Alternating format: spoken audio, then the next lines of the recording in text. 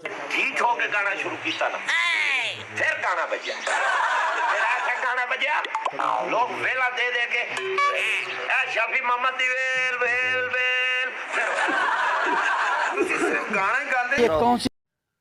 औज़ु बिल्लाहि मिनश शैतानिर रजीम। अस्सलाम वालेकुम दोस्तों, उम्मीद है आप सब खैरियत से होंगे, ठीक ठाक होंगे।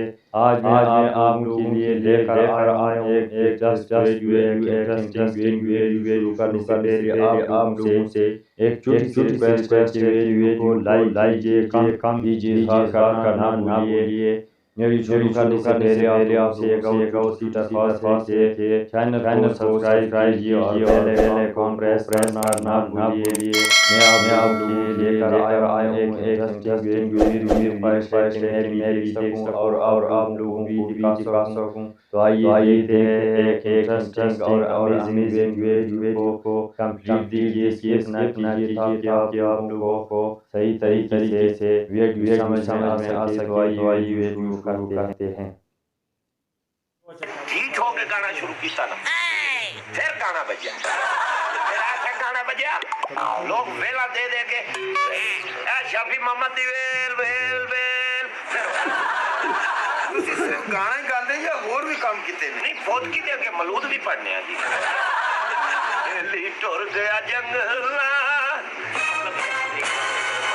मैं जब गाना अताउल्लाह साहब ने शुरू किया मैं तो साइड तो खंजर मार ले जाती मैं जिसले गाया ना वो लोगों ने बड़ा दर्द जरा मैनू आई लोगों तक पहुंचा जो बोलना सच बोलना साढ़े को फंक्शन आवे ना आवे मैं ना सन फोत किए दे इतने आ जाने सन जरूरत ही कोनी वो काला चोला यादा तेरिया को डोला रोंदी रहिया वो काले चोले तुरिया वैने ओ पिछू कोने मेरा। अस्सलाम वालेकुम जनाब। वालेकुम अस्सलाम जी। सर बड़ी मुश्किल ना तन लभ्या जी।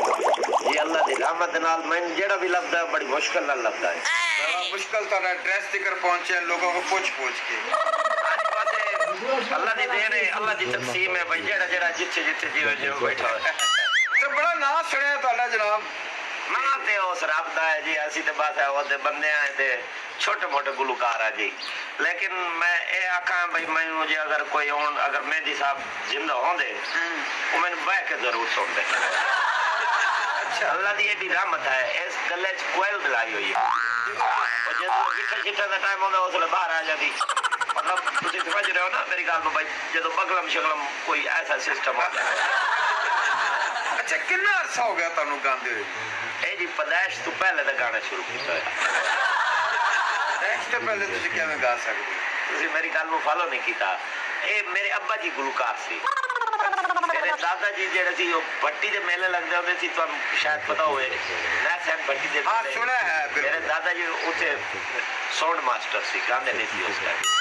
फिर जो नैत सैन भट्टी साहब फोत होए ना उस तो बाद उन्होंने आवाज मिलती सी दादा जी और दी ते गा नहीं सके फिर भी फिर उन्होंने पता नहीं किया भाई उन्हें मेले वाले मजबूर किया मेरे दादा जी ने गाओ।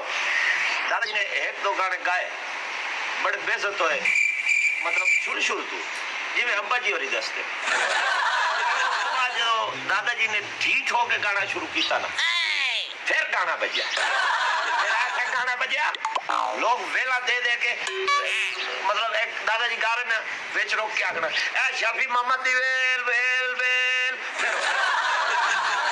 ये मेरे दादाजी दी कैसेटां जेहड़ियां मैं अब्बा जी ने मैंने सुना पुरानी। अच्छा अच्छा अच्छा ये दसो तुसी सिर्फ गाना ही गांदे या और भी काम किते ने? नहीं फौत की दे के मलूद भी पढ़ने हैं मतलब जनाजे दे के जा रहे हो ना मलूद वो दिल्ली टुर गया जंगल मरन वाला जगू अच्छी वो भी करते खुशी के गाने भी गांदे हो? लेकिन मैं जरा फैन हाँ अताउल्लाह साहब का ते अताउल्लाह साहब को गाने वास्ते तुहानू तुसी अगर खुश भी हो ना तो तुहानू दुखी होना जरूरी ऐसा दुखी होना जरूरी है भाई, तुहानू तकलीफ होनी चाहिए। भावें इस साइड मैं जब गाना अताउल्लाह साहब ने शुरू किया मैं तू साइड तू खंजर मार लेता थी। मैं जिसले गाया ना वो लोगों ने बड़ा दर्द जरा मैनू आई लोगों तक पहुंचा। अच्छा उस दर्द का मजा लिया लोगों ने। अच्छा गुलूकार का असल दर्द इत्थों शुरू होता है। इत्थों मार लो दर्द होना अताउल्लाह साहब की शायरी दे विच दर्द जड़ा है। अच्छा वो गालिब हुसैन दर्द का नाम सुनिया तुसी? सुनिया ना। ਉਹਦੇ ਕੋਲ कोई दर्द नहीं जो अताउल्लाह साहब को दर्द जी। कोई अपनी खूबसूरत आवाज जेडे साडे नाज़रीन ने सुनना चाहते ने कोई चंगा जिहा गाना। अस्सलाम वालेकुम नाज़रीन, मैं जनाब तालिब दर साहब तो मुतासर भी होया लेकिन मैं उन्होंने शिकस्त नहीं। मैं अताउल्लाह साहब तो मुतासर होया मैं उन्होंने भी शिकस्त नहीं। मैं अपने वालिद साहब का शिकस्त हाँ अमीन हुसैन ढक्कू का। वो किसी केस से ढके रहे ने जेल पैक उन्होंने गाना लिखा है, बड़ा बड़ा गाना लिखा जो आंदे ही उन्होंने गाया उन्होंने फिर ढक दिता। शायरी दे विच कोई जुमले ऐसे आ गए सी और जिथे ढके रहे ना वो सुपरिटेंडेंट दे नाम लाया बैठे गाने का तकलीफ सी ना सुपरिटेंडेंट को तो फिर वो जाहिर जी बात है जो अंदर सलूक अब्बा जी नाल होंदा रहा वो विच शायरी दे। अच्छा अच्छा तो की नाम वाले साहब? अमीन हुसैन ढक्कू साहब। मैं अमीन हुसैन ढक्कू साहब जी। ते ਤੁਹਾਡਾ नाम की सी भला? मेरा नाम जी शफीक हुसैन सट्टू। सट्टू का की मतलब? मतलब मैं जिथे गया ना लोगों ने मैंने सटी है मतलब लेट हो गए ता सटी है जी, अगर जल्दी पहुंच गए तो ता सटी है, सही गाल है तो ता सटी है। वो क्यों सके जो सही गाल है थे? मतलब बिच कोई टोन हो के वैसे सट देता नहीं गाया तो फिर तो सटियां ही सटियां। आखना मतलब है मैं वो गुलकार नहीं भाई जेड़ा झूठ बोले। सही अल्लाह दी रहमत है जो बोलना सच बोलना।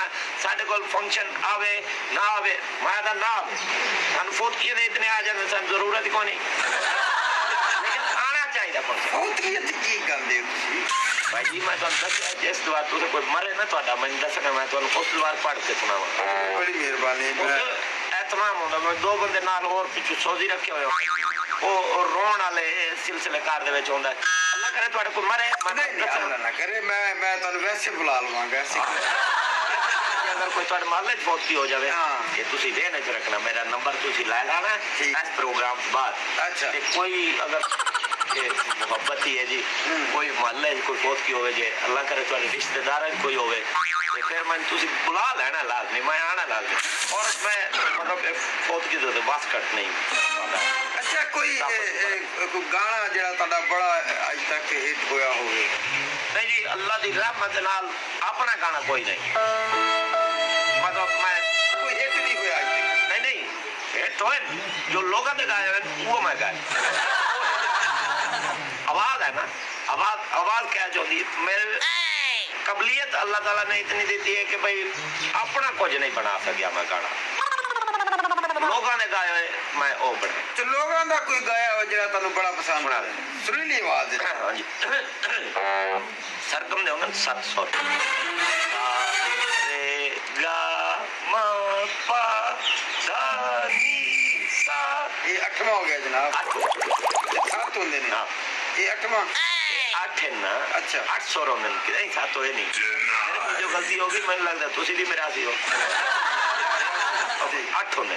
अच्छा मेरा तो मैं बुला देता सारे गा मा पा धा नी सा सा नी धा पा मा गा रे सा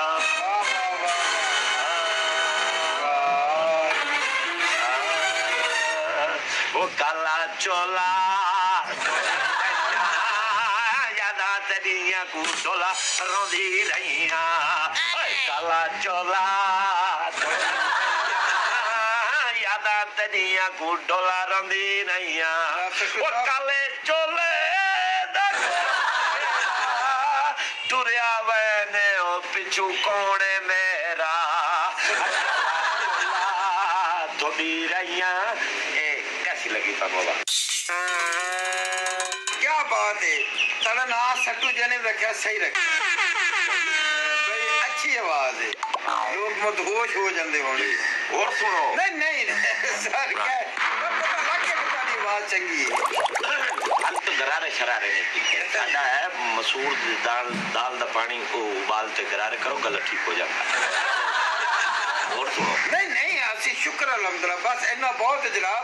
साडी आवाज वो कहंदे ने देख दा सिर्फ दाना चक्की दा पता लग गया है कि जनाब तुसीं कैसा गांदे हो। इस वेले नहीं पता लगता जिसले वो पकाने वाला होंदा दूजे दाने चक ले जा पहले दे विच कणी होंदी दूजे नहीं होंदी।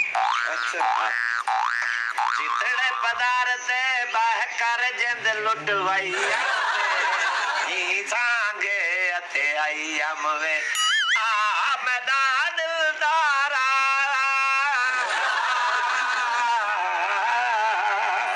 आ मैदा दिलदारा बरसे दा सरदारा ये मैं आज ਤੁਹਾਨੂੰ मतलब है सैंपल सुना रहा सर बड़ी मेहरबानी मैं सैंपल ते राजी हो गया। साडी आवाज बड़ी चंगी है अल्लाह अवाम तो दूर रखे। अवाम सानू बुलांदी रहे अवाम तो दूर रह के गाओगे ना अवाम चंगा सुन लेगी। ठीक अच्छा तुसी फिल्मां दी सुना काम शाम कीता पहले? नहीं जी यार इतनी नौबत ही नहीं आई। मैं सुल्तान राय साहब को अपना रूहानी उस्ताद बनना इन्होंने नहीं मन मने क्योंकि मैं बड़ी कोशिश की थी भाई फिल्म जावा लेकिन उस तरीके हो ही नहीं सके जिस तरीके करते। हाँ बिल्कुल शुक्र है पहले टुर गए ने बाद तो टुरना ही सीगा एक न एक दिन है। मैं अल्लाह जी दादाजी ने ढीठ होके गाना शुरू किया। नाज़रीन उम्मीद है आप लोगों को ये वीडियो पसंद आया होगा। अगर वीडियो पसंद आए तो वीडियो को लाइक कीजिए, कमेंट्स कीजिए और अपनी राय का इज़हार ज़रूर दीजिए ताकि मुझे पता चले ताकि आइंदा आने वाली इंफॉर्मेटिव वीडियो मैं ला सकूं और आप लोगों को दिखा सकूं। अगर वीडियो पसंद आए तो चैनल को सब्सक्राइब कीजिए और बेल आइकॉन को प्रेस करना ना भूलिए ताकि आइंदा आने वाली इंफॉर्मेटिव वीडियो की नोटिफिकेशन आप लोगों तक बर वक्त पहुँच सके। Thanks for watching. आइए मिलते हैं एक नई वीडियो के साथ, तब तक के लिए इजाज़त दीजिए। अल्लाह हाफिज़।